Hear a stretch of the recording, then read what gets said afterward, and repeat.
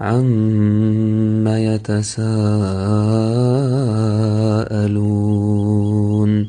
عَنِ النَّبَإِ الْعَظِيمِ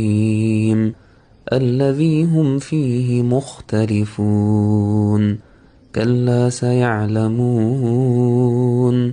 ثُمَّ كَلَّا سَيَعْلَمُونَ أَلَمْ نَجْعَلِ الْأَرْضَ مِهَادًا وَالْجِبَالَ أَوْتَادًا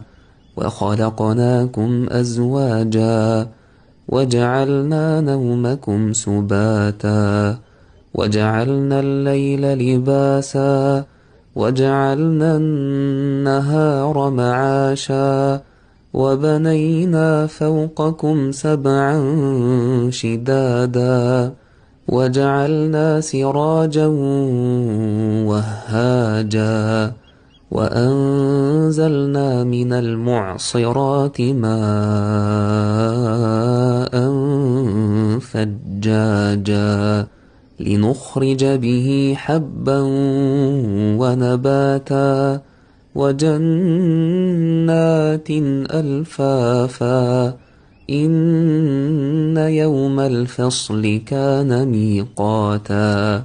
يَوْمَ يُنفَخُ فِي الصُّورِ فَتَأْتُونَ أَفْوَاجًا وَفُتِحَتِ السَّمَاءُ فَكَانَتْ أَبْوَابًا وَسُيِّرَتِ الْجِبَالُ فَكَانَتْ سَرَابًا إِنَّ جَهَنَّمَ كَانَتْ مِرْصَادًا لِلطَّاغِينَ مَآبًا لَابِثِينَ فِيهَا أَحْقَابًا لَا يَذُوقُونَ فِيهَا بَرْدًا وَلَا شَرَابًا إِلَّا حَمِيمًا وَغَسَّاقًا جَزَاءً وِفَاقًا